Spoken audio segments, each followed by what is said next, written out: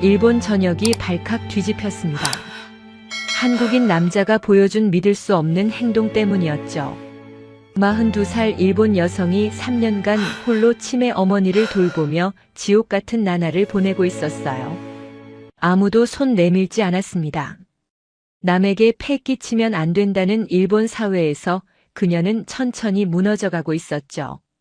휠체어가 계단에 끼어도 지나가는 사람들은 모른 척했어요. 혀를 차며 돌아갔습니다. 그런데 어느 날 옆집에 한국인 아저씨가 이사를 왔어요. 건설 현장에서 30년 넘게 일해온 50대 남자였죠. 그리고 믿을 수 없는 일이 벌어졌습니다. 휠체어째로 어머니를 번쩍 들어 계단을 내려갔어요. 당연한 거 아니냐고 하면서요. 그 뒤로 벌어진 일들은 상상을 초월합니다. 새벽 2시 폭우 속에서 실종된 치매 어르신을 찾아 헤매고 매일 따뜻한 사골곰탕을 만들어 갖다주고 고장난 것은 뭐든 고쳐주었어요. 아무런 대가도 바라지 않았습니다. 오늘 이 영상을 끝까지 보시면 한국인의 정이 얼마나 대단한지, 왜 전 세계가 한국을 주목하는지 확실히 아시게 될 겁니다. 영상 시작 전 구독과 좋아요, 알림 설정까지 부탁드려요. 여러분의 응원이 더 좋은 영상을 만드는 원동력이 됩니다. 그럼 지금 바로 시작하겠습니다. 안녕하세요. 저는 사토 에미입니다. 도쿄 근교의 작은 마을에서 치매 초기 어머니를 모시고 사는 42살 간병인이죠. 직업이요? 예전에는 출판사에서 편집자로 일했습니다. 하지만 지금은 어머니의 전담 간병인이 제 유일한 직업이에요.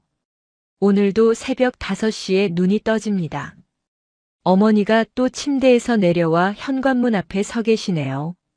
신발을 신으려고 안간힘을 쓰시는 뒷모습이 보입니다.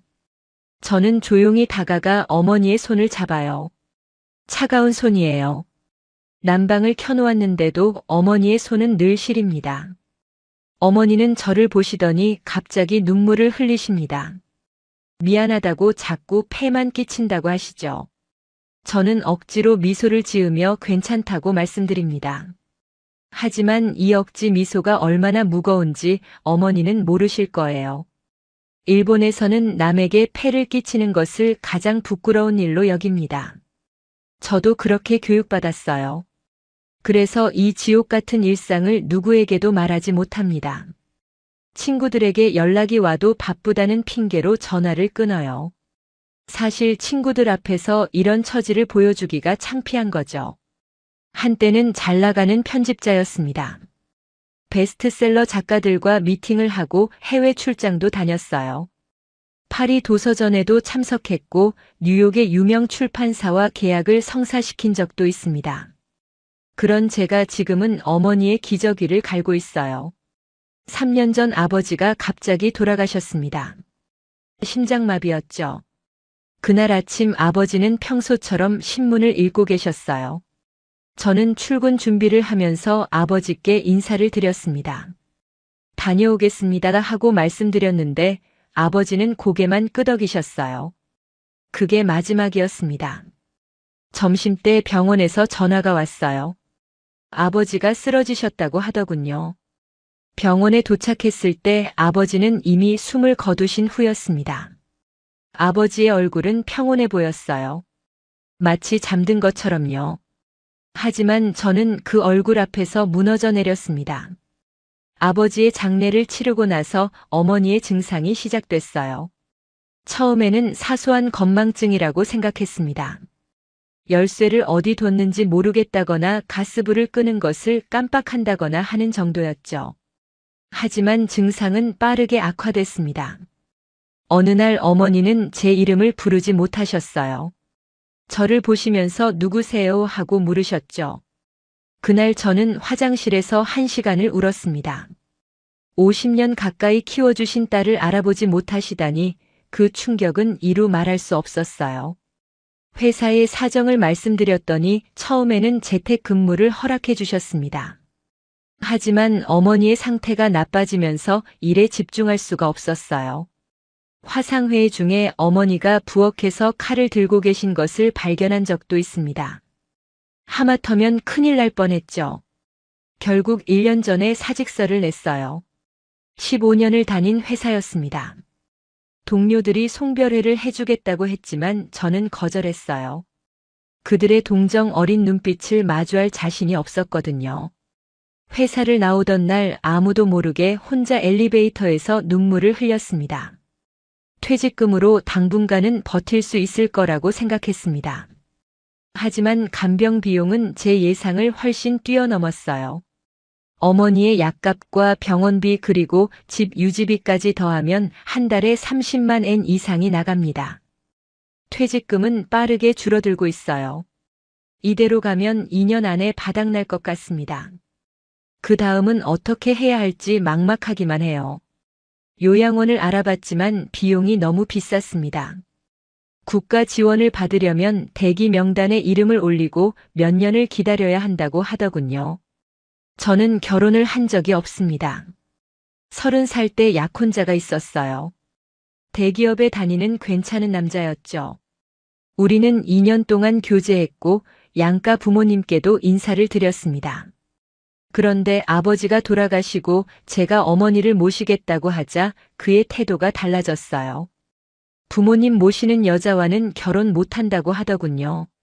자기 부모님도 나중에 모셔야 하는데 양쪽 노인을 어떻게 감당하겠느냐고 했습니다. 저는 할 말을 잃었어요. 그렇게 3년간의 인연이 끝났습니다. 그가 떠난 후 한 달 동안 밥을 제대로 먹지 못했어요. 그때는 그를 원망했지만 지금 생각해보면 그가 옳았을지도 모릅니다. 이런 삶을 누구와 함께 하라고 할 수는 없으니까요. 저는 이제 연애에 대한 기대도 접었어요. 42살에 간병 중인 여자를 누가 좋아하겠습니까? 현실적으로 생각해야죠. 오늘 아침도 어머니께 죽을 끓여드립니다. 어머니는 숟가락을 들었다 놓았다 하시며 먹는 법을 잊으신 것 같아요. 제가 직접 떠먹여드리죠. 어머니는 어린아이처럼 입을 벌리십니다. 이 모습이 너무 슬프면서도 한편으로는 귀여워요. 저를 업어서 키우신 그 강인한 어머니가 지금은 제 손에 의지에 밥을 드시고 계시니까요. 역할이 완전히 바뀌어 버렸습니다. 오후에는 병원 예약이 있습니다. 한 달에 2번 정기 검진을 받아야 해요. 문제는 우리 집 앞 계단이에요. 오래된 주택이라 경사가 가파르고 휠체어가 다니기에는 너무 좁습니다. 계단이 12개인데 폭이 좁아서 휠체어 바퀴가 자꾸 걸려요. 매번 이 계단을 오르내릴 때마다 온몸에 힘이 들어갑니다. 어머니를 휠체어에 앉히고 뒤에서 밀면서 계단을 내려가는 것은 정말 위험한 일이죠. 지난달에는 바퀴가 미끄러져서 어머니가 쏟아질 뻔했어요. 그때 식은땀이 등을 타고 흘러내렸습니다. 언젠가 큰 사고가 날 것 같다는 불안감이 항상 있어요. 이웃들은 우리를 피합니다. 일본에서는 남의 일에 간섭하지 않는 것이 미덕이에요. 그래서 아무도 도와주지 않죠. 저도 도움을 요청하지 않습니다. 그게 이 나라의 방식이니까요. 하지만 가끔은 너무 외로워요. 누군가 제 손을 잡아주었으면 좋겠다는 생각이 들 때가 있습니다. 밤에 혼자 울 때면 그런 생각이 더 간절해집니다. 지난주에 옆집에 새로운 사람이 이사 왔다는 것을 알았습니다. 이삿짐 트럭이 서 있는 것을 창문으로 봤어요. 50대 중반쯤 되어 보이는 남자였는데 혼자서 무거운 짐을 나르더군요. 덩치가 컸고 피부가 검게 그을려 있었습니다. 말소리가 일본어가 아니었어요. 아마 한국어였던 것 같습니다. 저는 별로 관심이 없었습니다. 어차피 이웃과 친하게 지낼 일도 없을 테니까요. 그때는 그렇게 생각했습니다. 그 사람이 제 인생을 완전히 바꿔놓을 줄은 꿈에도 몰랐어요. 오늘 저녁도 혼자 편의점 도시락을 먹습니다. 어머니께는 따로 죽을 끓여드리고 저는 차가운 도시락으로 끼니를 때우죠. 예전에는 요리하는 것을 좋아했어요. 특히 일본식 가정 요리를 잘 만들었습니다. 친구들이 집에 놀러 오면 손수 요리를 해서 대접하곤 했죠. 하지만 지금은 그럴 여유가 없습니다. 모든 에너지가 어머니를 돌보는 데 쓰이니까요. 가끔 냉장고에 남은 재료를 보면서 예전 생각이 나요. 그때가 그립습니다. 거울에 비친 제 얼굴을 봅니다. 42살인데 50살처럼 보여요. 다크서클이 내려앉고 피부는 푸석푸석합니다. 언제 마지막으로 화장을 했는지도 기억이 안 나요. 머리카락도 푸석하게 갈라져 있습니다. 한때는 주변에서 예쁘다는 소리를 들었는데 이제는 거울 보는 것조차 두려워요. 이게 제 인생인가 하는 생각이 듭니다. 밤 11시에 어머니를 재우고 나서야 저도 잠자리에 듭니다. 이불을 덮어드리고 이마에 손을 얹어봅니다. 체온은 정상이에요. 하지만 깊이 잠들 수가 없어요. 어머니가 밤중에 일어나실 수도 있으니까요. 실제로 일주일에 서너 번은 밤에 깨십니다. 저는 귀를 쫑긋 세우고 반쯤 잠든 상태로 밤을 보내요. 숙면이라는 것을 잊은 지 오래입니다. 내일도 똑같은 하루가 반복되겠죠. 이 끝없는 터널에서 빠져나갈 출구가 보이지 않습니다. 저는 그냥 체념한 채로 살아가요. 행복이라는 단어는 이미 제 사전에서 지워진 지 오래입니다. 오늘은 어머니의 정기 검진일입니다. 아침 8시에 일어나 어머니를 씻기고 옷을 입혀드렸어요. 어머니는 오늘따라 순순히 협조해 주셨습니다. 가끔은 옷 갈아입는 것을 극도로 싫어하실 때가 있거든요. 그럴 때면 저와 실랑이를 벌이느라 1시간이 훌쩍 지나가곤 하죠.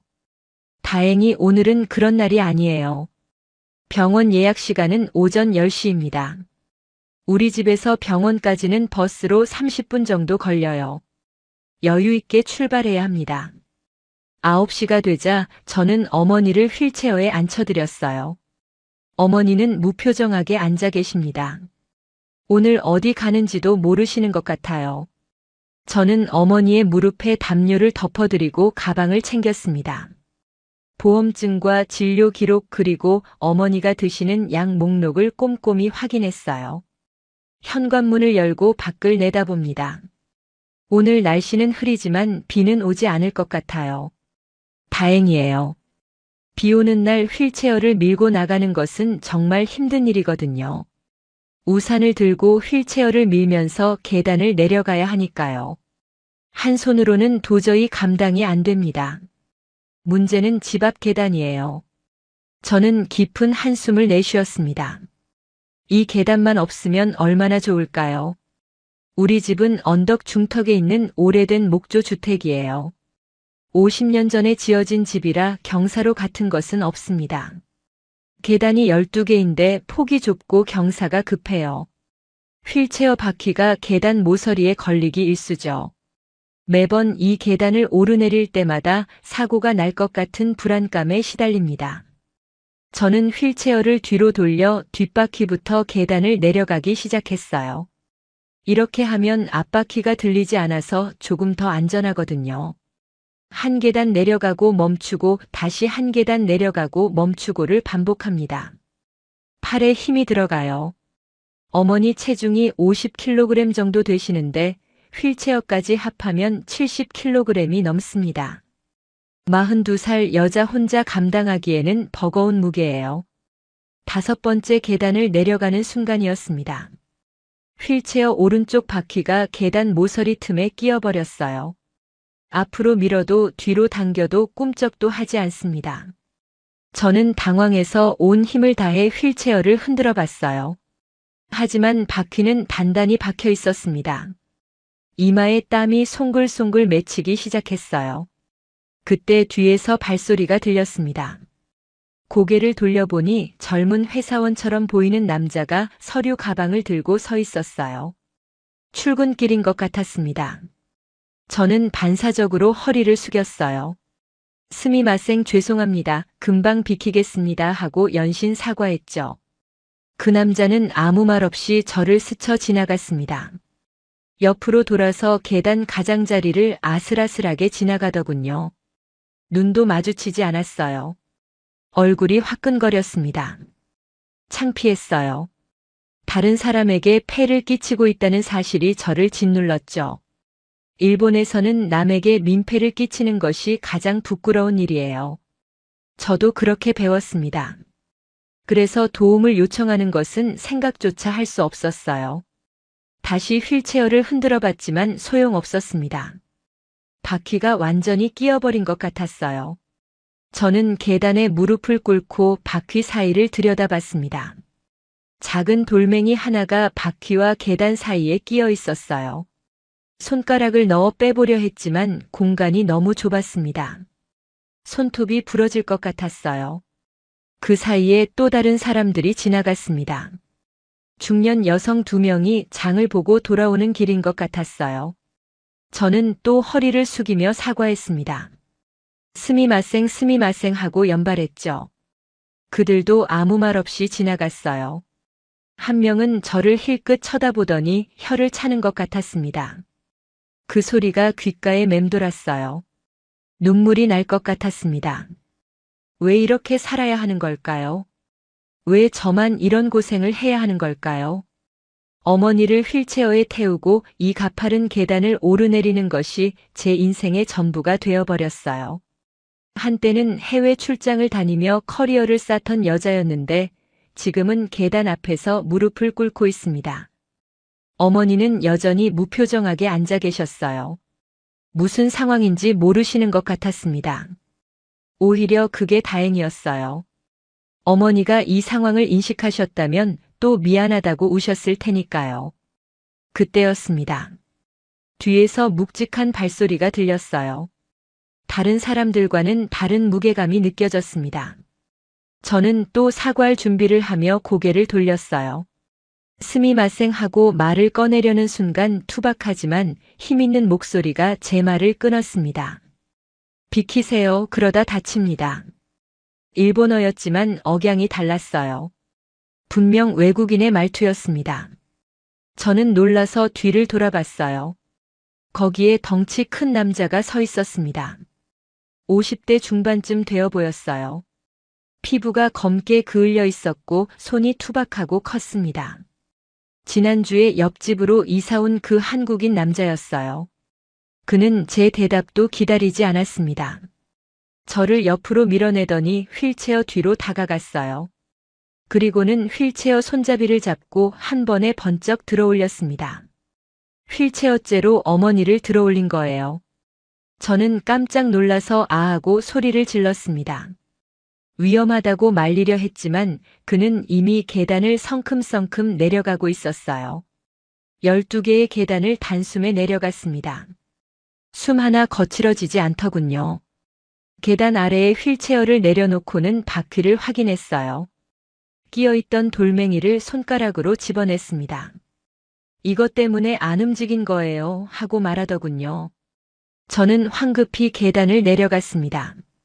어머니 괜찮으세요 하고 여쭤봤어요. 어머니는 여전히 무표정하셨지만 다친 곳은 없어 보였습니다. 저는 그 남자를 향해 깊이 허리를 숙였어요.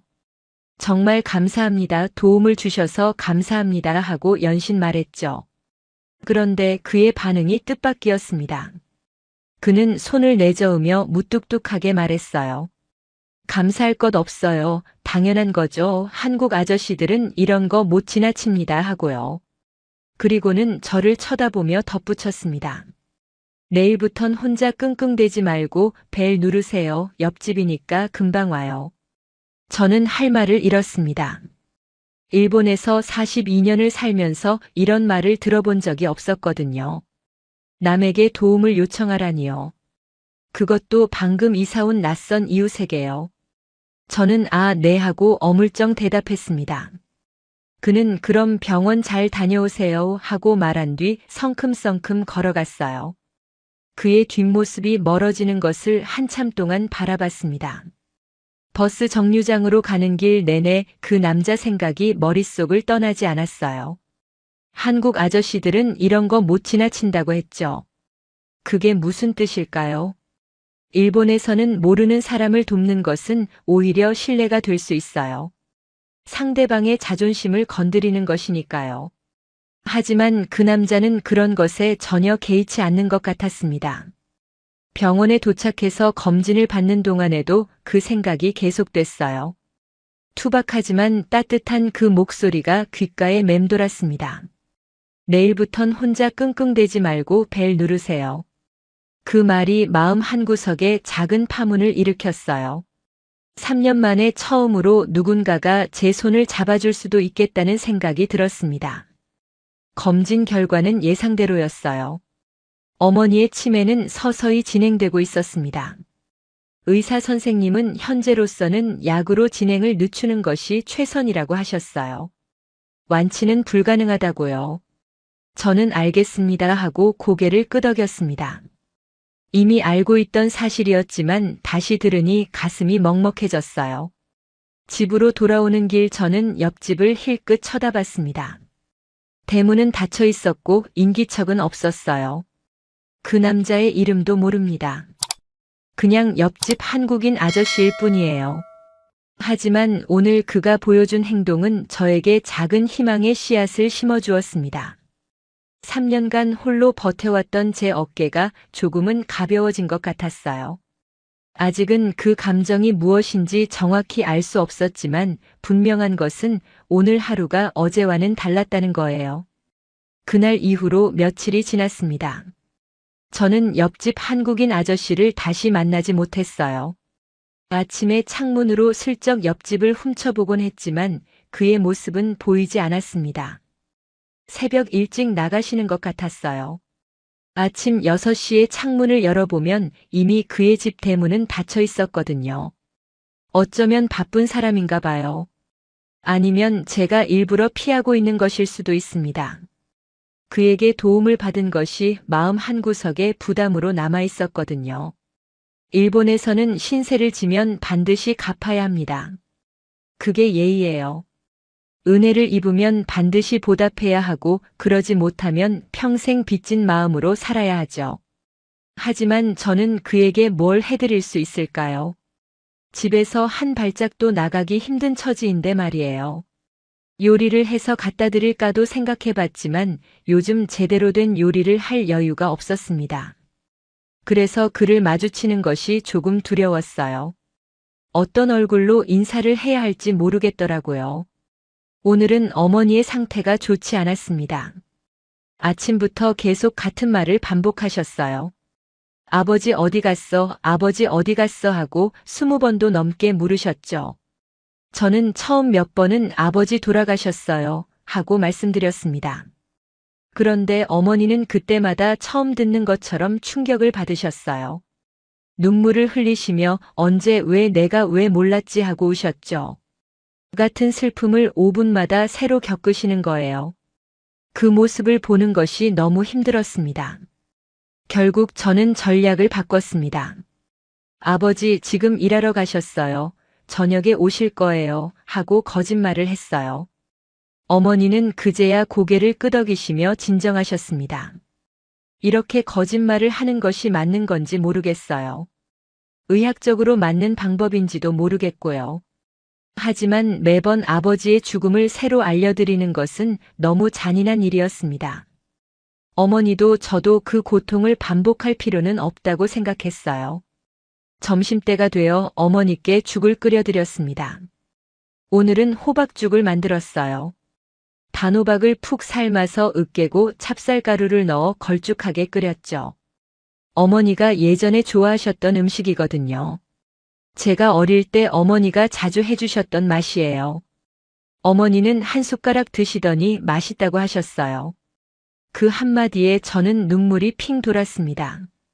요즘 어머니에게서 긍정적인 반응을 듣는 일이 드물거든요. 작은 것에도 감사하게 되는 삶이에요. 오후 2시쯤이었습니다. 현관벨이 울렸어요. 저는 깜짝 놀랐습니다. 우리 집에 찾아오는 사람이 거의 없거든요. 택배도 아니고 누가 벨을 누른 걸까요? 혹시 뭔가 잘못된 일이 생긴 건 아닐까 하는 불안감이 먼저 들었어요. 조심스럽게 현관문을 열었습니다. 거기에 그 한국인 아저씨가 서 있었어요. 손에는 큰 비닐봉지를 들고 있었습니다. 작업복 차림이었는데 땀에 젖어 있었어요. 안녕하세요. 옆집 사는 김민수입니다. 그가 서툰 일본어로 자기소개를 했어요. 목소리가 낮고 굵었습니다. 저는 당황해서 네, 안녕하세요 하고 어물쩡 대답했습니다. 심장이 두근거렸어요.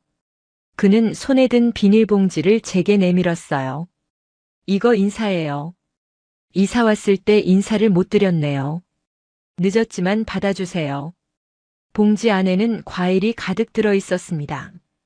사과와 배 그리고 귤까지 있었어요. 과일 향기가 코끝을 스쳤습니다. 싱싱해 보였어요. 일본에서는 이사 인사로 세제나 수건을 주는 것이 일반적인데 과일이라니 조금 독특했습니다. 저는 황급히 손사래를 쳤어요.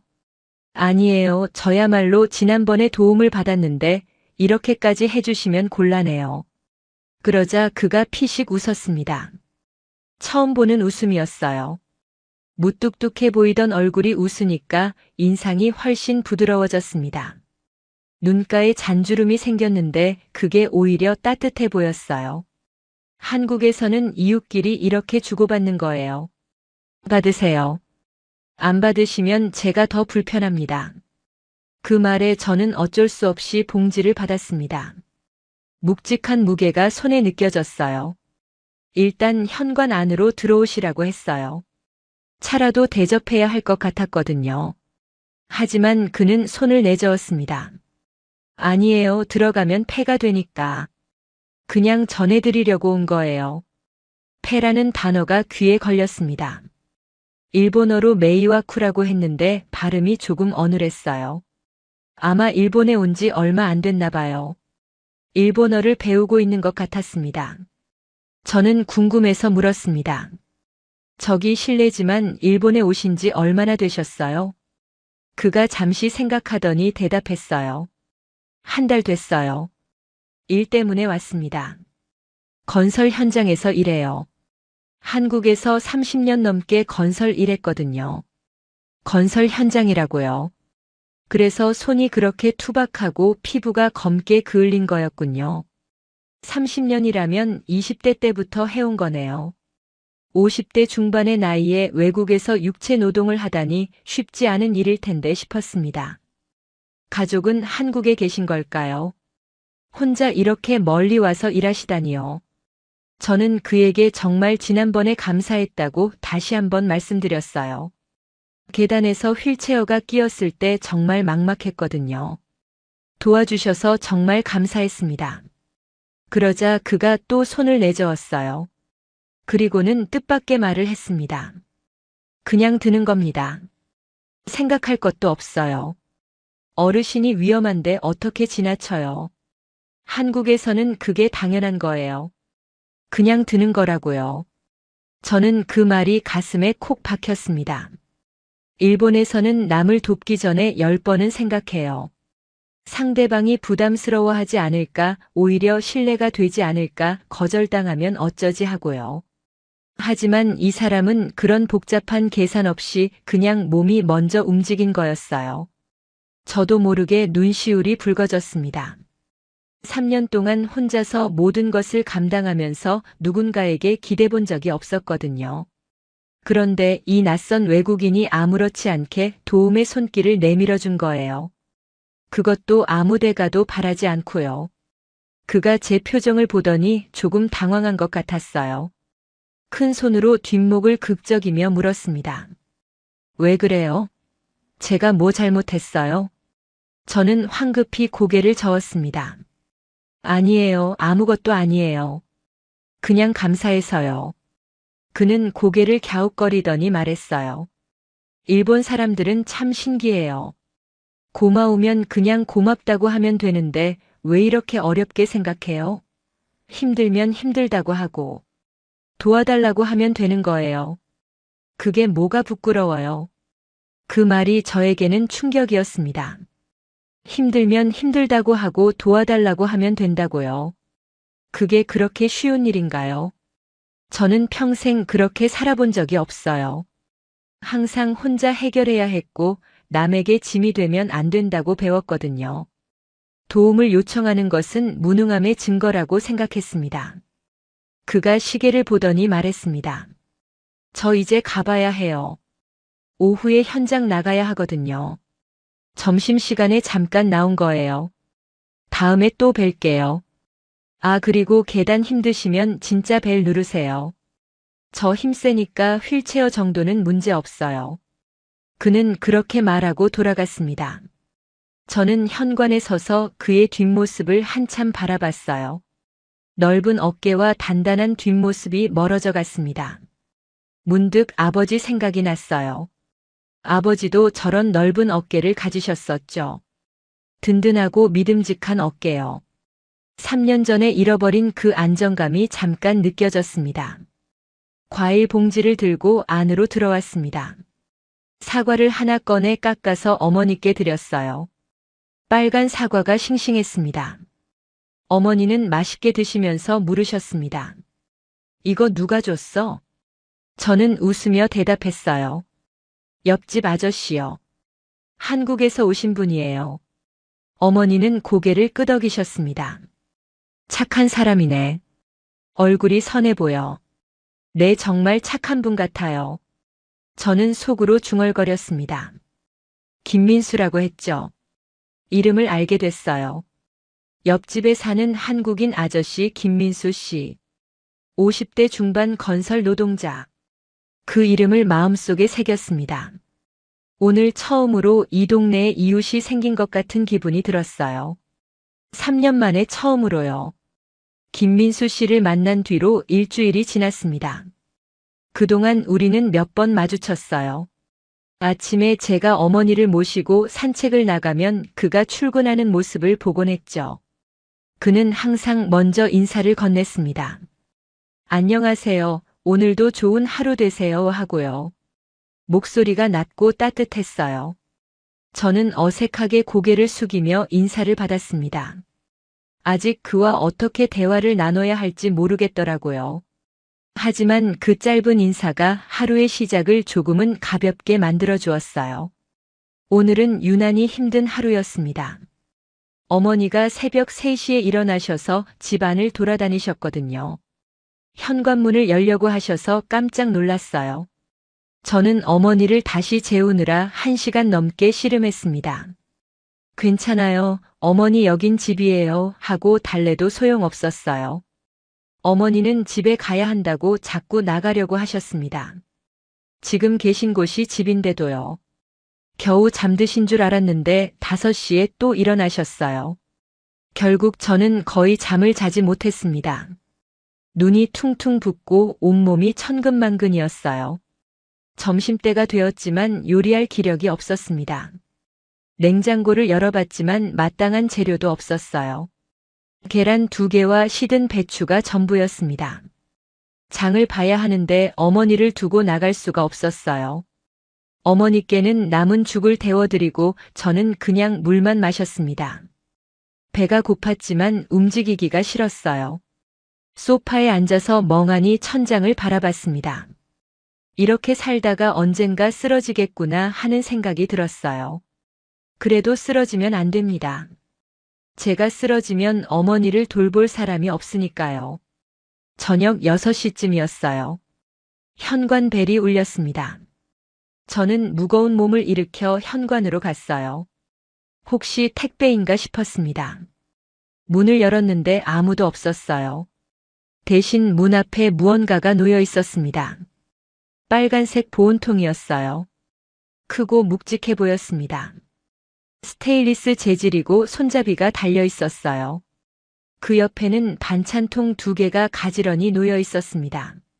하나는 파란색이고 하나는 초록색이었어요. 쪽지가 하나 붙어 있었습니다. 서툰 일본어로 적혀 있었어요.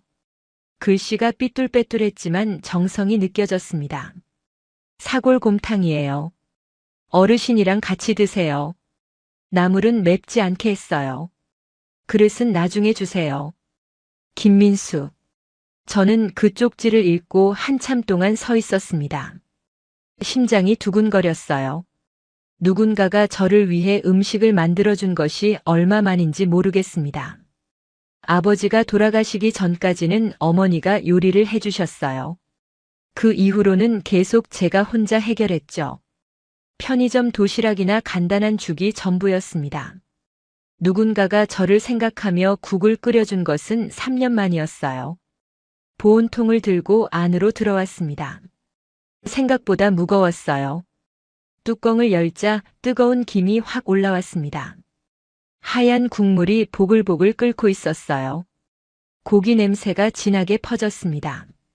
사골을 오래 고아서 만든 것 같았어요.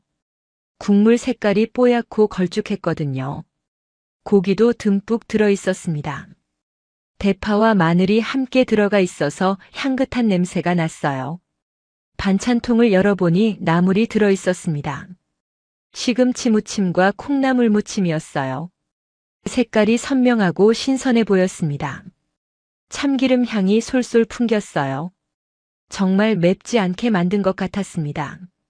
어르신 입맛을 생각해서 신경 쓴 것이 느껴졌어요. 어머니를 모시고 저녁 식탁에 앉았습니다.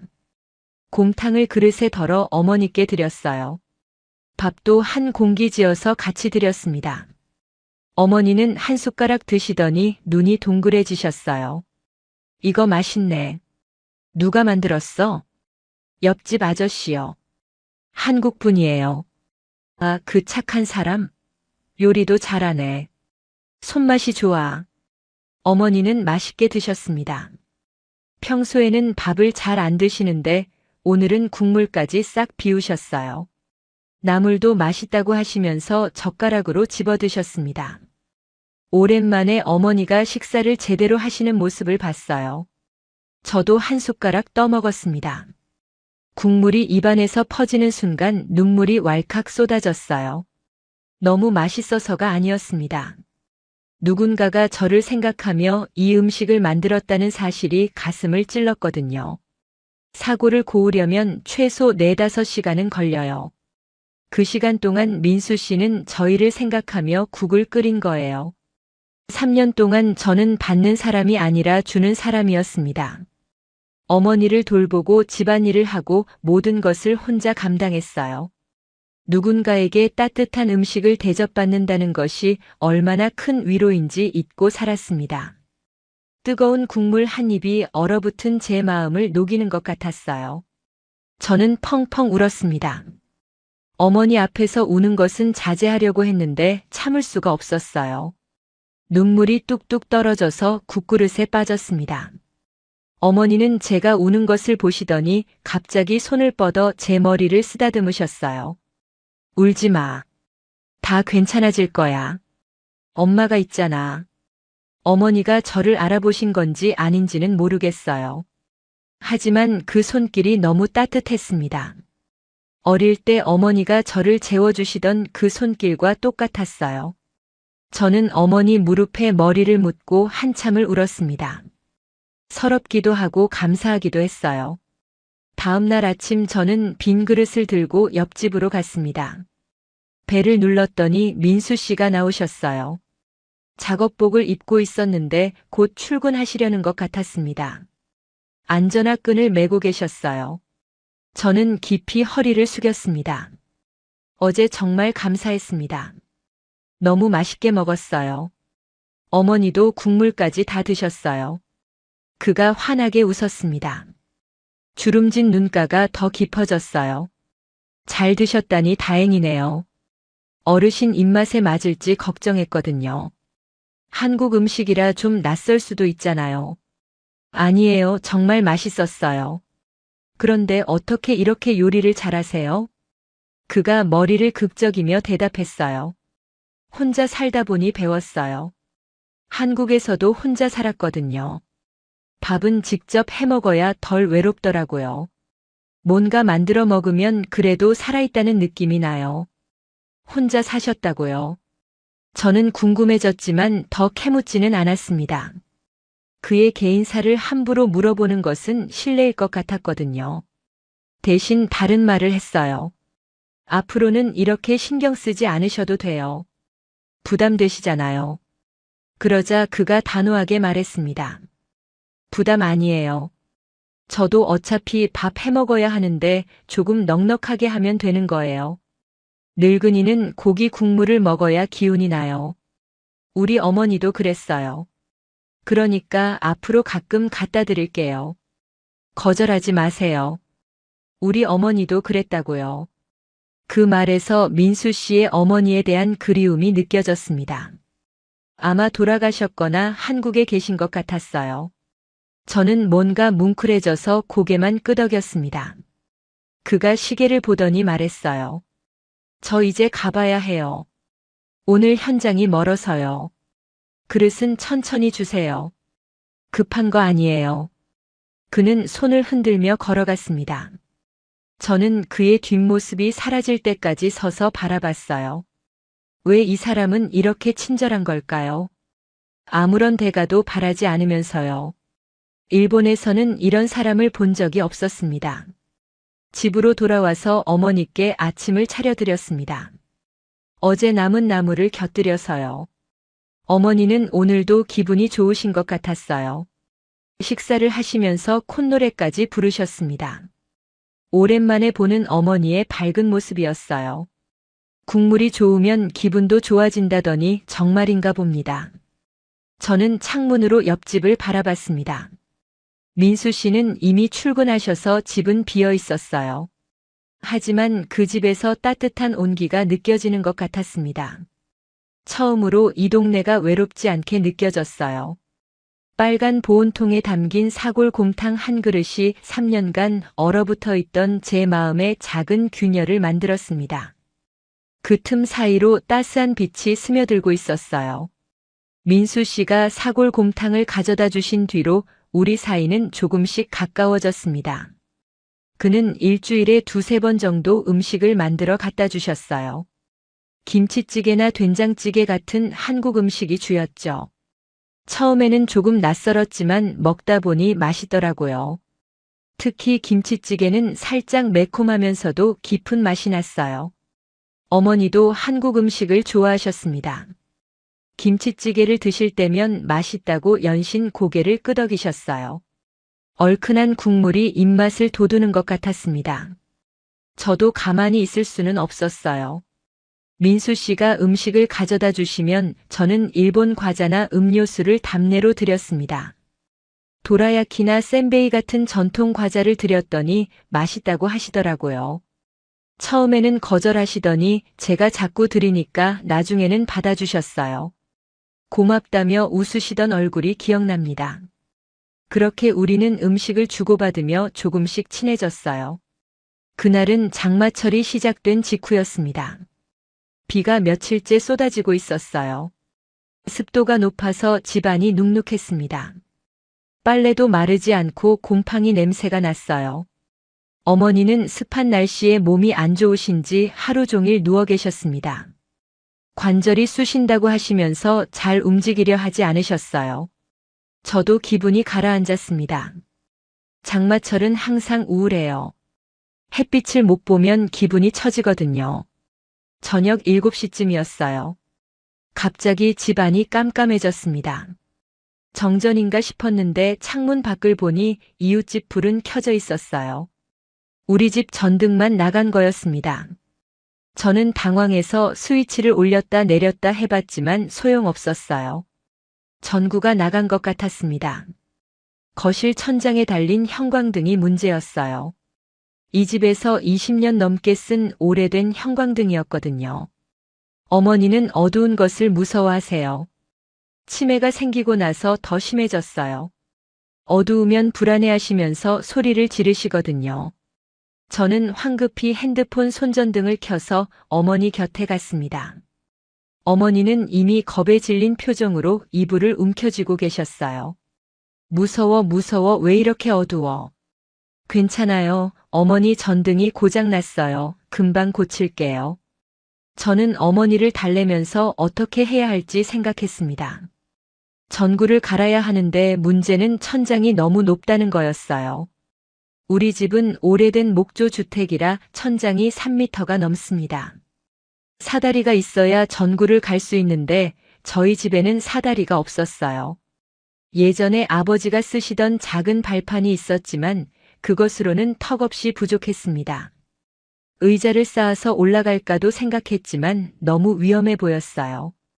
전기업체에 전화를 해볼까 했지만 이 시간에 올 리가 없었어요. 게다가 장마철이라 수리 요청이 밀려 있을 것 같았습니다. 저는 막막한 심정으로 핸드폰을 들여다봤어요. 그때 문득 민수 씨 생각이 났습니다. 그는 건설 현장에서 일하시니까 이런 것에 능숙하실 것 같았어요. 하지만 이 시간에 도움을 요청해도 될까요? 폐가 되지 않을까요? 저는 한참을 망설였습니다. 시계를 보니 7시 반이었어요. 저녁 식사 시간일 텐데 찾아가면 실례가 될 것 같았습니다. 일본에서는 남에게 도움을 요청하는 것이 큰 실례거든요. 특히 저녁 시간에 찾아가는 것은 더더욱요. 하지만 어머니가 계속 무서워하시는 것을 보니 선택의 여지가 없었습니다. 저는 용기를 내서 옆집 벨을 눌렀어요. 잠시 후 민수 씨가 문을 여셨습니다. 편한 옷차림이셨는데 막 저녁을 드시던 중인 것 같았어요. 젓가락을 손에 들고 계셨거든요. 입가에 국물 자국이 살짝 묻어 있었습니다. 에미 씨 무슨 일이에요? 저는 죄송하다는 말을 먼저 꺼냈습니다. 저녁 시간에 찾아와서 정말 죄송해요. 그런데 집에 전등이 나갔는데 천장이 너무 높아서 혼자 못 갈겠어요. 어머니가 어두운 걸 무서워하셔서요. 혹시 도움을 받을 수 있을까요? 제 말이 끝나기도 전에 민수 씨는 안으로 들어가셨어요. 잠깐만요 하고 말씀하시더니 곧 연장 가방을 들고 나오셨습니다. 가방이 꽤 컸어요. 무거워 보였는데 가볍게 들고 계셨습니다. 밥도 다 못 드시고 나오시는 것 같았어요. 가요. 빨리 고쳐드릴게요. 저는 감사하다는 말밖에 할 수 없었습니다. 민수 씨를 집으로 안내했어요. 어머니는 여전히 어두운 방에서 웅크리고 계셨습니다. 민수 씨가 들어오자 어머니는 고개를 드셨어요. 아, 그 착한 아저씨구나. 왔어? 어머니가 민수 씨를 알아보셨습니다. 최근 들어 사람을 잘 못 알아보시는데 민수 씨는 기억하시더라고요. 저도 가끔 못 알아보시는데 민수 씨는 기억하시다니 신기했어요. 민수 씨는 환하게 웃으며 어머니께 다가갔습니다. 어머니 저예요. 옆집 민수요. 전등 고치러 왔어요. 금방 밝아질 거예요. 조금만 기다리세요. 민수 씨는 연장 가방에서 접이식 사다리를 꺼냈습니다. 작게 접혀있던 것이 펼치니까 2미터가 넘더라고요. 그리고 전구와 드라이버도 꺼내셨어요. 마치 준비라도 해오신 것처럼 필요한 것이 다 있었습니다. 30년 경력은 다르구나 싶었어요. 민수 씨는 사다리를 펼치고 능숙하게 올라갔어요. 천장의 형광등 커버를 열고 안을 살펴보시더니 말씀하셨습니다. 안전기가 나갔네요. 전구 문제가 아니에요. 잠깐만요, 이것도 있어요. 그는 가방에서 부품을 하나 더 꺼내셨어요. 5분도 안 되어서 뚝딱 고치셨습니다. 손놀림이 정말 빨랐어요. 스위치를 올리자 환한 빛이 거실을 가득 채웠습니다. 어머니가 환하게 웃으셨어요. 밝아졌네, 밝아졌어. 민수 씨는 사다리에서 내려와 어머니 곁에 앉으셨어요. 그리고는 어머니 손을 덥석 잡으셨습니다. 저는 깜짝 놀랐어요. 일본에서는 어른의 손을 함부로 잡지 않거든요. 실례라고 생각하죠. 하지만 민수 씨는 전혀 개의치 않으셨습니다. 어머니 손이 차갑네요. 따뜻하게 하고 계셔야 해요. 다음에 제가 맛있는 것 또 해올게요. 뜨끈한 국물 좋아하시죠? 어머니는 민수 씨 손을 꼭 잡으셨어요. 그리고 갑자기 말씀하셨습니다. 너 우리 아들 닮았어. 우리 아들도 이렇게 손 잡아줬는데. 저는 순간 멈칫했습니다. 저는 외동딸이에요. 아들이 없어요. 어머니가 또 착각을 하시는 건가 싶었습니다. 그런데 민수 씨는 당황하지 않으셨어요. 그냥 웃으면서 대답하셨습니다. 그래요? 그럼 저를 아들이라고 생각하세요. 다음엔 제가 맛있는 거 더 해올게요, 어머니. 어머니는 아이처럼 웃으셨습니다. 민수 씨의 넉살에 완전히 마음을 여신 것 같았어요.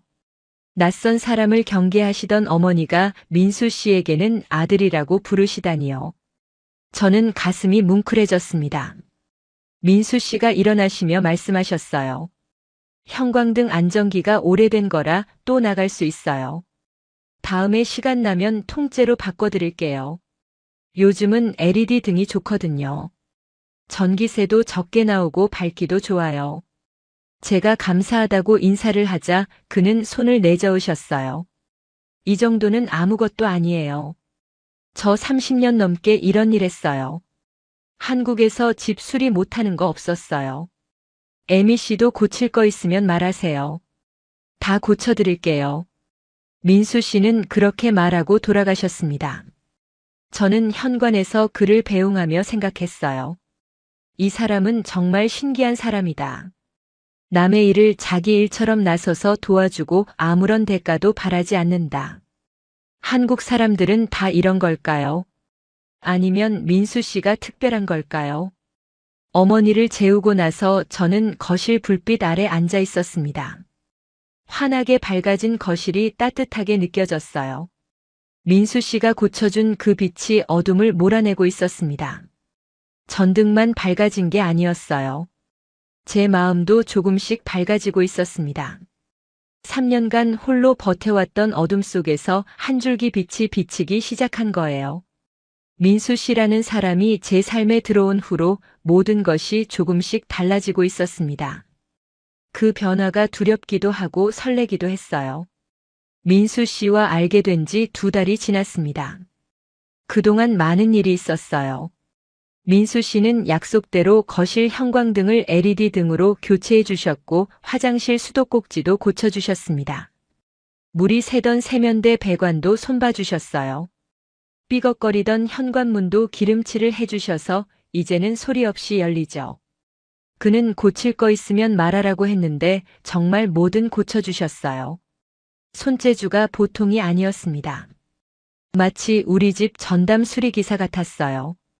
음식도 꾸준히 가져다 주셨습니다. 이제는 한국 음식에 완전히 익숙해졌어요. 제육볶음, 잡채, 불고기 같은 것들을 해주셨는데 하나같이 맛있었습니다. 특히 불고기는 달콤하면서도 짭조름해서 밥이 술술 넘어갔어요. 어머니는 민수 씨 음식을 기다리실 정도가 됐습니다. 그 착한 아저씨 오늘은 안 와하고 물으실 때도 있었어요. 민수 씨가 오시는 날이면 어머니 기분이 확 좋아지셨습니다. 오늘은 어머니의 컨디션이 좋은 날이었습니다. 아침에 일어나셔서 저를 정확히 알아보셨어요. 에미야 배고프다 하고 말씀하셨죠.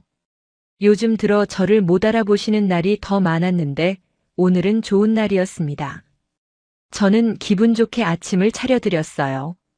어머니가 밥을 잘 드시니 저도 덩달아 기분이 좋았습니다. 점심때 민수 씨가 찾아오셨습니다. 오늘은 쉬는 날이라고 하셨어요. 평소보다 편안한 옷차림이셨습니다. 손에는 또 음식이 들려 있었어요. 갈비탕이라고 하셨습니다. 고기가 듬뿍 들어 있었어요.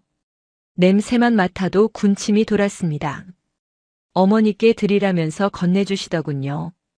저는 감사하다고 인사를 했어요. 그런데 민수 씨가 뜻밖의 제안을 하셨습니다. 에미 씨 오늘 날씨 좋은데 잠깐 나가실래요? 제가 어머니 봐드릴게요. 저는 깜짝 놀랐습니다. 나가라니요. 어머니를 두고요. 저는 당황해서 말을 더듬었어요. 아니에요, 괜찮아요. 어머니를 두고 나갈 수가 없어요. 만약 무슨 일이 생기면요. 민수 씨가 단호하게 말씀하셨습니다. 1시간만요. 1시간만 나갔다 오세요. 동네 한 바퀴만 돌고 오세요. 에미 씨 마지막으로 혼자 밖에 나간 게 언제예요? 저는 대답을 할 수 없었습니다. 생각해보니 혼자서 외출한 것이 정말 오래됐어요. 병원에 가거나 장을 볼 때는 어머니를 모시고 갔고 그 외에는 집 밖을 나간 적이 없었습니다. 친구를 만나거나 영화를 보거나 쇼핑을 하거나 하는 것은 3년 전에 그만뒀어요. 그런 여유가 없었거든요. 마지막으로 카페에서 커피를 마신 게 언제인지도 기억이 안 났습니다. 민수 씨가 제 표정을 보시더니 말씀하셨어요. 에미 씨 표정이 답이네요. 오래됐죠. 그래서 제가 봐드릴게요. 어머니는 저랑 친하시잖아요. 걱정 마세요. 제가 잘 모실게요. 저는 여전히 망설였습니다. 어머니를 남에게 맡기고 나가도 될까요? 무슨 일이 생기면 어떡하죠? 하지만 민수 씨가 계속 권하셔서 결국 용기를 냈어요. 그럼 30분만요. 30분만 나갔다 올게요. 민수 씨가 웃으셨습니다. 1시간 있다 오세요. 30분은 너무 짧아요.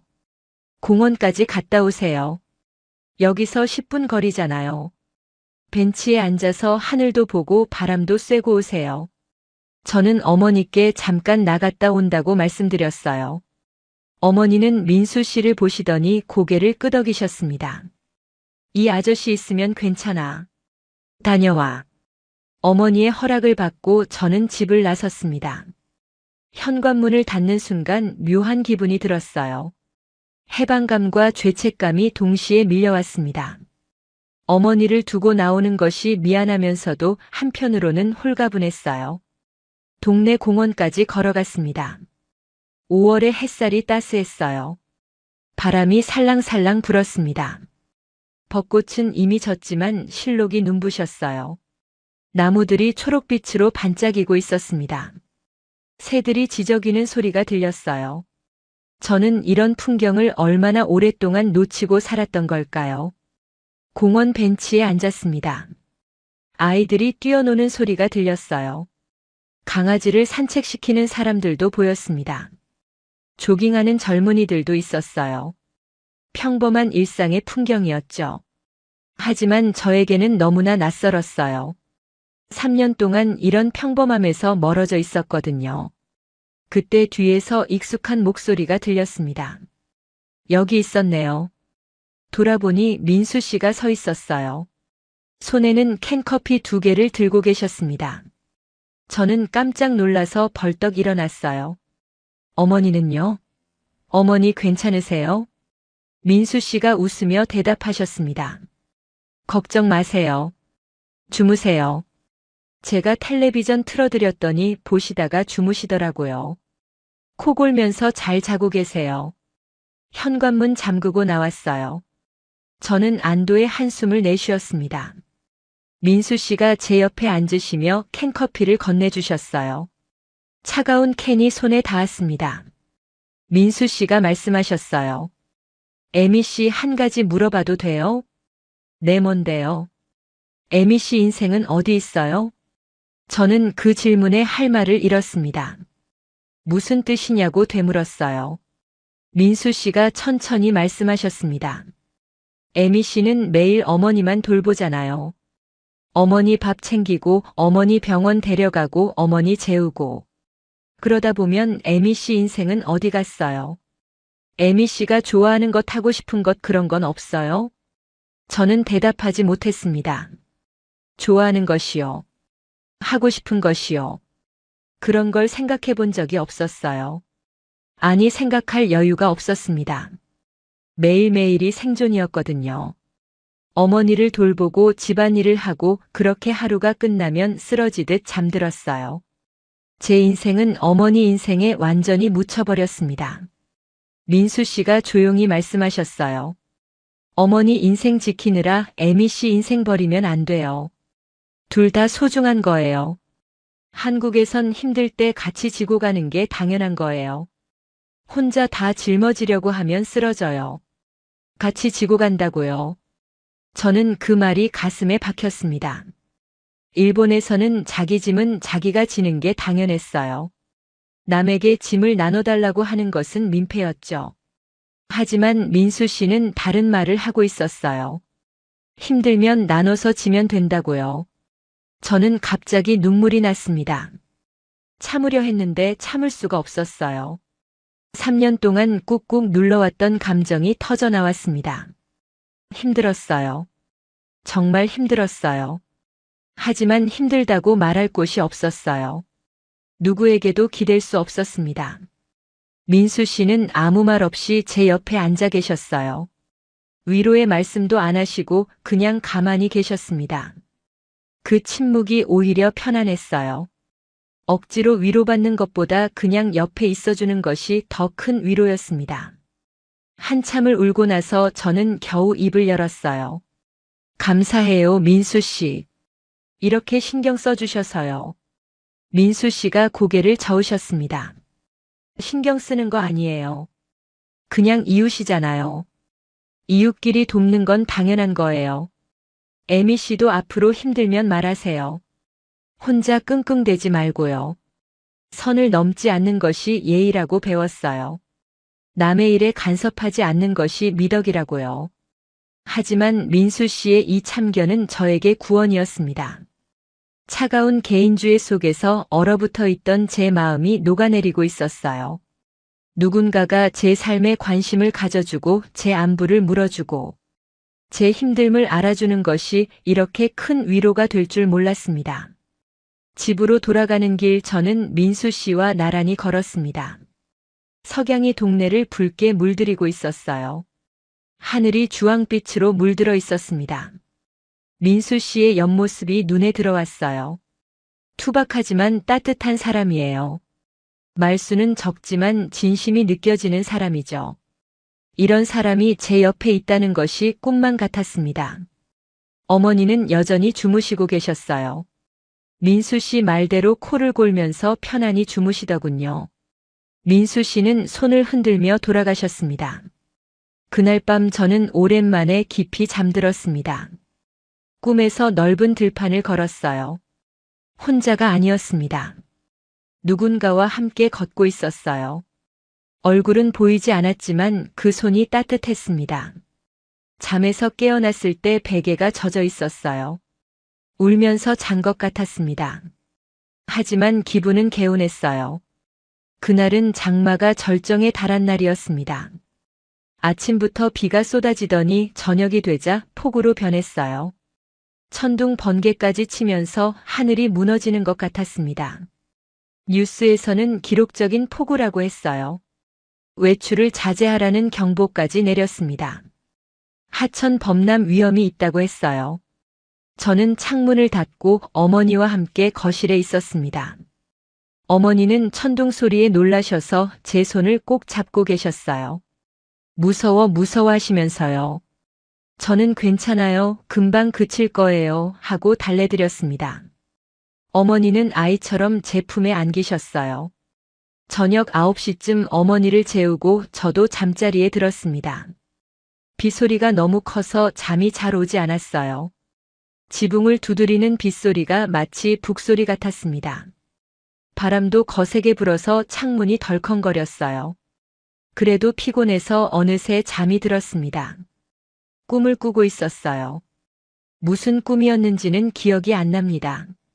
그런데 갑자기 이상한 느낌에 눈이 떠졌어요.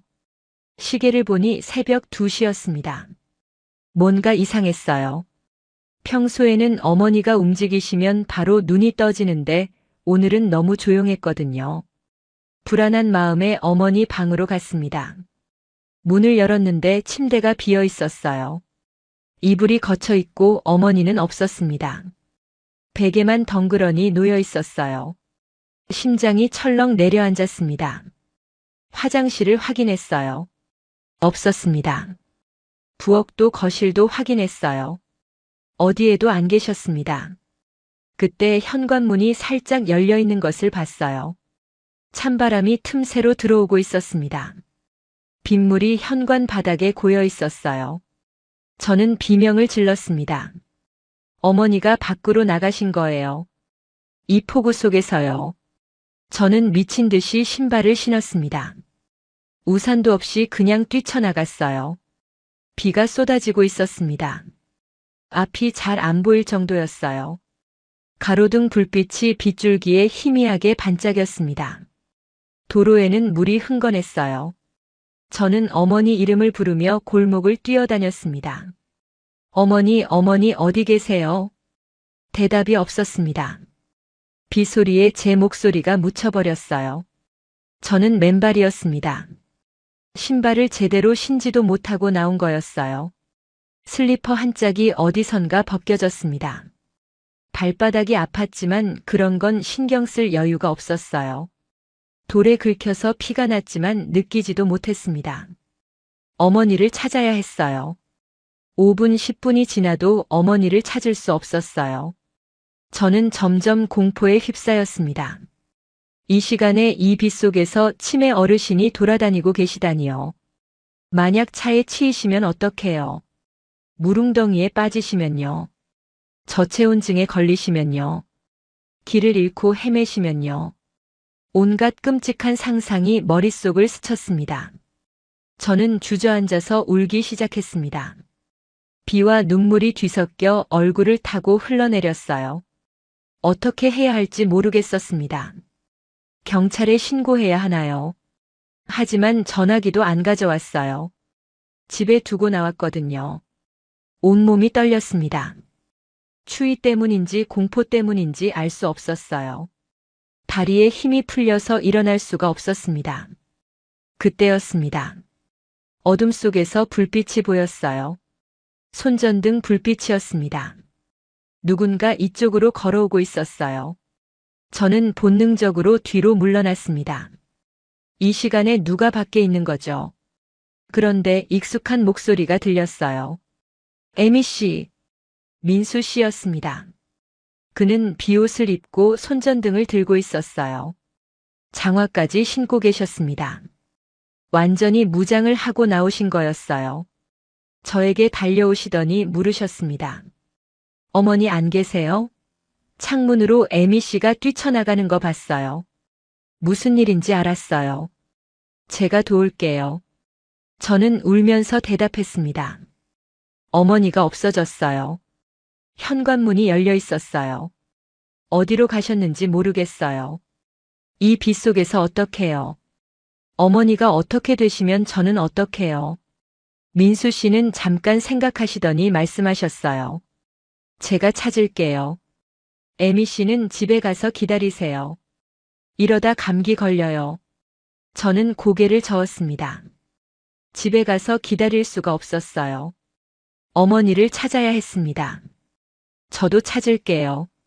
같이 찾아요. 혼자 기다릴 수 없어요. 민수 씨는 고개를 끄덕이셨습니다. 그리고 자신의 비옷을 벗어서 제게 입혀주셨어요. 저는 괜찮다고 했지만 그는 듣지 않으셨습니다. 에미 씨가 더 급하다, 제가 더 튼튼하니까 괜찮다 하시면서요. 우리는 둘로 나뉘어서 찾기로 했어요. 민수 씨는 동쪽으로, 저는 서쪽으로 가기로 했습니다. 만약 찾으면 큰 소리로 부르기로 했어요. 30분 안에 못 찾으면 경찰에 신고하기로 했습니다. 저는 서쪽 골목을 샅샅이 뒤졌어요. 어머니, 어머니 하고 계속 불렀습니다. 목이 쉬어갔어요. 비는 점점 더 세게 내렸습니다. 추웠어요. 온몸이 떨렸습니다. 하지만 포기할 수 없었어요. 30분쯤 지났을까요? 멀리서 민수 씨 목소리가 들렸습니다.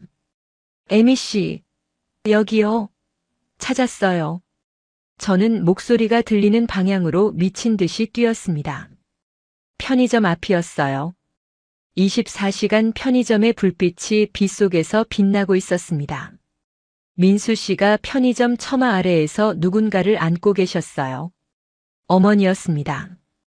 어머니가 구석에 웅크리고 계셨던 거예요. 비를 피해 처마 아래로 들어가신 거였어요. 저는 달려가서 어머니를 껴안았습니다.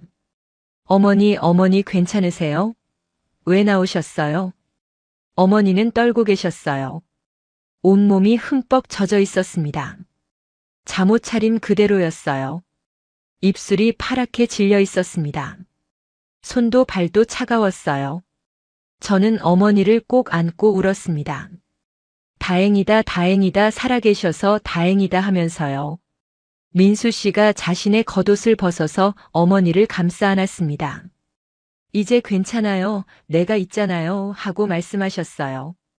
그 목소리가 너무 따뜻했습니다. 폭우 속에서도 그 목소리는 또렷하게 들렸어요. 저는 그 말에 또 눈물이 났습니다. 민수 씨가 어머니를 업으셨습니다. 제가 업겠다고 했지만 그는 단호하게 거절하셨어요. 에미 씨는 지금 기운이 없잖아요. 제가 업을게요 하시면서요. 어머니는 민수 씨 등에 업혀서 집으로 돌아왔습니다. 비를 맞으면서도 민수 씨는 묵묵히 걸으셨어요. 집에 도착해서 어머니를 침대에 눕혔어요. 젖은 옷을 갈아입히고 따뜻한 이불을 덮어드렸습니다. 체온을 재보니 조금 낮았지만 심각한 정도는 아니었어요. 민수 씨가 부엌에서 뜨거운 물을 끓여다 주셨습니다. 어머니께 따뜻한 물을 먹여드렸어요. 어머니는 이제야 진정이 되셨는지 눈을 감으셨습니다. 곧 잠이 드셨어요. 규칙적인 숨소리가 들렸습니다. 저는 어머니 곁에 앉아서 한참을 바라봤어요. 만약 민수 씨가 없었다면 어땠을까요? 만약 편의점 처마가 없었다면요. 생각만 해도 아찔했습니다. 민수 씨에게 거실로 나와달라고 했습니다. 저는 그에게 깊이 허리를 숙였어요. 이마가 바닥에 닿을 정도로요. 정말 감사합니다, 민수 씨. 민수 씨가 아니었으면 어머니가 어떻게 됐을지 몰라요. 평생 이 은혜를 어떻게 갚아야 할지 모르겠어요. 민수 씨가 황급히 저를 일으키셨습니다. 이러지 마세요. 당연히 한 거예요. 이웃인데 당연한 거잖아요. 은혜 같은 거 아니에요. 저는 민수 씨 얼굴을 바라봤어요. 비에 젖어서 머리카락이 이마에 달라붙어 있었습니다. 옷도 흠뻑 젖어서 물이 뚝뚝 떨어지고 있었어요. 그런데도 그는 걱정스러운 표정으로 저를 바라보고 계셨습니다. 자신은 온몸이 젖어서 떨고 있으면서도 저와 어머니 걱정을 하고 계셨어요. 그 눈빛에 진심이 담겨 있었습니다. 저는 그 순간 깨달았어요. 이 사람은 정말 좋은 사람이라는 것을요. 세상에 이렇게 순수하게 남을 돕는 사람이 있다는 것을요. 투박하고 말수 적고 표현도 서툴지만 행동으로 모든 것을 보여주는 사람이죠. 한국의 정이라는 것이 이런 건가 싶었습니다. 폭우 속에서 어머니를 찾은 그날 밤 이후로 모든 것이 달라졌습니다. 민수 씨는 이제 거의 매일 저희 집에 오셨어요. 아침에 출근하시기 전에 잠깐 들르시고 저녁에 퇴근하시면 또 들르셨습니다. 어머니 상태는 어떠세요? 오늘 뭐 필요한 거 없어요? 뭐 고칠 거 없어요? 하고 물으셨죠. 처음에는 부담스러웠지만 점점 그 방문이 기다려지기 시작했어요. 민수 씨가 오시는 시간이 되면 저도 모르게 현관 쪽을 바라보게 됐습니다. 초인종이 울리면 가슴이 설레었어요. 어머니는 민수 씨를 완전히 가족처럼 여기게 되셨습니다. 아들아 밥 먹었어 하고 부르실 정도였어요. 민수 씨도 자연스럽게 네 어머니 잘 잤어요 하고 대답하셨습니다. 저를 못 알아보시는 날에도 민수 씨는 알아보셨어요. 그 착한 아저씨 왔네 하시면서 환하게 웃으셨죠. 신기한 일이었습니다. 피 한 방울 섞이지 않은 외국인을 친아들처럼 따르시다니요. 어쩌면 마음이 통하면 피보다 진한 것이 있나 봅니다. 민수 씨의 정이 어머니 마음에 스며든 거였어요. 그날 이후로 6개월이 흘렀습니다. 계절이 2번 바뀌었어요. 무더웠던 여름이 가고 낙엽지는 가을이 왔고 이제 첫눈이 내리는 겨울이 오고 있었습니다. 그동안 민수 씨는 저희 집의 든든한 기둥이 되어주셨어요. 무거운 짐을 들어주시고 고장난 것을 고쳐주시고 어머니를 봐주셔서 제가 잠깐씩 외출할 수 있게 해주셨습니다. 덕분에 저는 오랜만에 미용실도 가고 친구도 만났어요. 3년 만에 되찾은 일상이었습니다. 삶에 여유가 생기니 웃음도 돌아왔어요. 어느 날 민수 씨가 진지한 표정으로 말씀하셨어요. 저녁을 먹고 난 후였습니다. 제가 끓인 된장찌개를 맛있게 드시고 나서였죠. 요즘 저는 한국 요리를 배우고 있었어요. 민수 씨가 가르쳐 주셨거든요. 어머니는 거실 소파에서 텔레비전을 보고 계셨습니다. 민수 씨가 저를 조용히 부르셨어요. 에미 씨 드릴 말씀이 있어요. 저는 무슨 말씀이신지 궁금해서 민수 씨를 바라봤습니다. 그의 표정이 평소와 달랐어요. 뭔가 결심한 듯한 얼굴이었습니다. 긴장된 것 같기도 했어요. 그가 천천히 입을 열었습니다. 저 한국에 돌아가야 할 것 같았어요. 원래 1년 계약이었거든요. 회사에서 파견 나온 거라서요. 계약이 끝나면 돌아가야 했어요. 근데 계약을 연장하기로 했어요. 3년 더요. 여기 남으려고요. 저는 깜짝 놀랐습니다. 원래 1년 계약이었다는 것도 처음 알았어요. 그럼 몇 달 후면 돌아가셨을 수도 있었다는 거잖아요. 가슴이 철렁 내려앉았습니다. 만약 민수 씨가 떠나셨다면 저는 어떻게 됐을까요? 다시 혼자가 되었을 거예요. 생각만 해도 숨이 막혔습니다. 동시에 연장하셨다는 말에 안도감이 밀려왔어요. 왜 연장하셨어요? 한국에 가족분들도 계실 텐데요. 제 질문에 민수 씨가 잠시 머뭇거리셨습니다. 그리고 조용히 대답하셨어요. 여기 두고 갈 수 없는 사람들이 생겼거든요. 한국에는 저를 기다리는 사람이 없어요. 그 말에 저는 심장이 뛰는 것을 느꼈습니다. 민수 씨는 저를 똑바로 바라보셨어요. 그 눈빛이 진지했습니다. 그리고 말씀하셨어요. 에미 씨, 저 사실 한국에서 혼자였어요. 결혼했었는데 10년 전에 이혼했어요. 아이는 없었어요.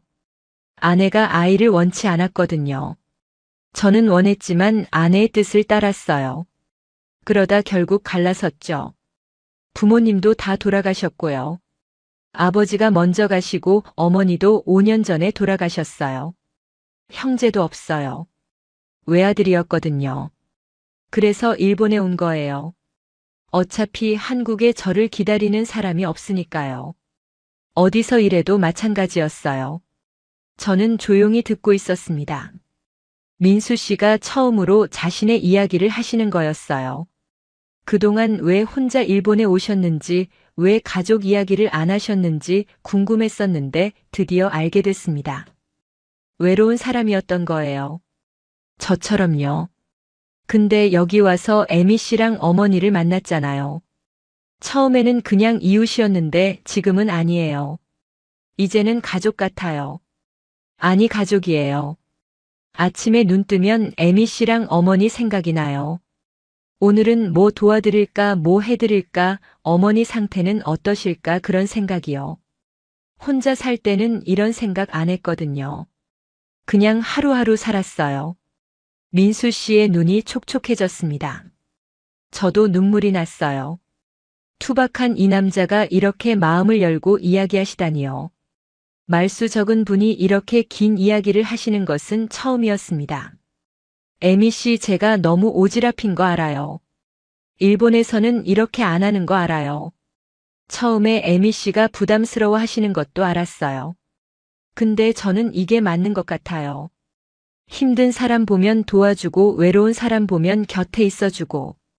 그게 사람 사는 거 아니에요? 저는 그렇게 배웠어요. 우리 어머니가 그렇게 가르쳐 주셨거든요. 저는 고개를 끄덕였습니다. 민수 씨가 맞았어요. 그게 사람 사는 거였습니다. 저는 42년 동안 잘못 배워온 거였어요. 남에게 패 끼치지 말라고 혼자 다 감당하라고 배웠지만 그건 틀린 거였습니다.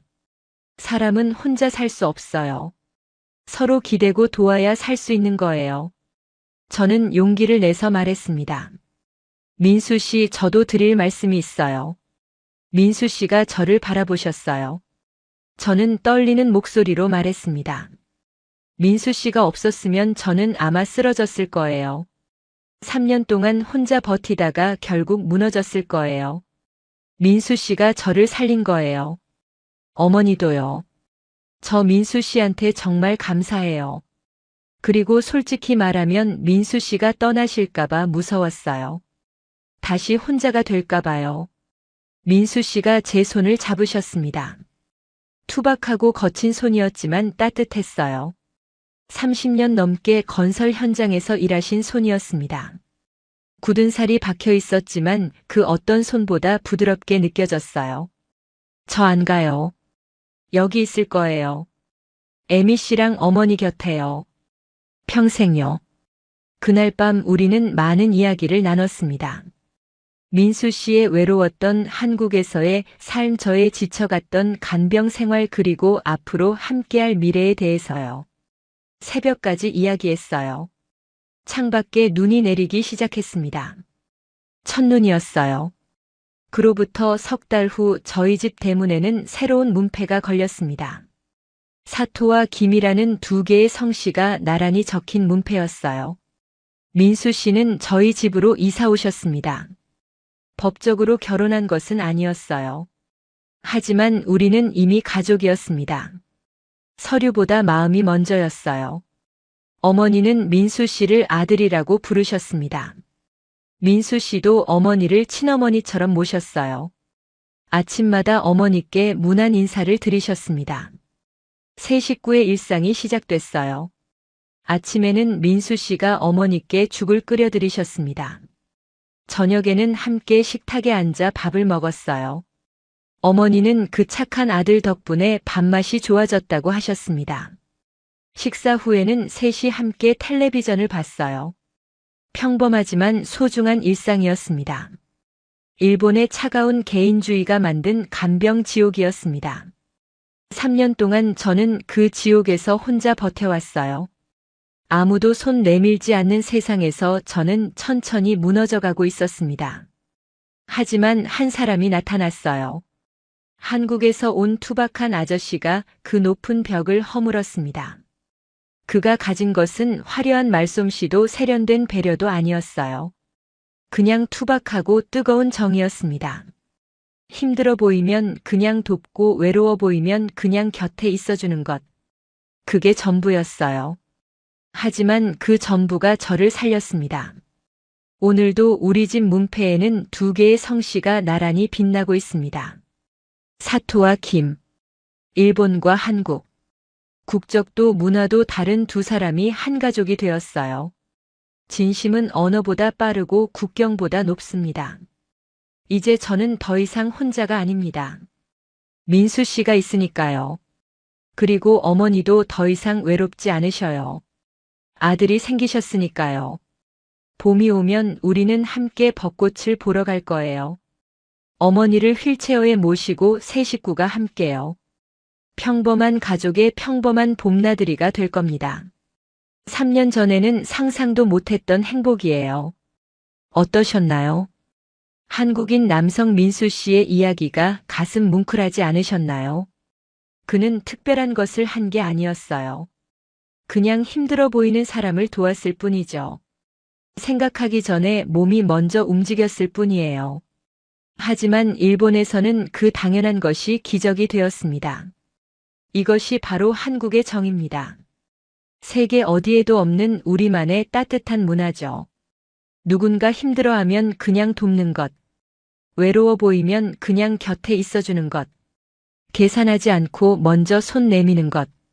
이런 한국인의 뜨거운 정이 지금 전 세계를 감동시키고 있습니다. 일본의 차가운 개인주의가 만든 간병 지옥에서 한국인 아저씨의 투박한 정 하나가 한 가족을 구원했어요. 대문에 나란히 걸린 두 개의 성씨 사토와 김.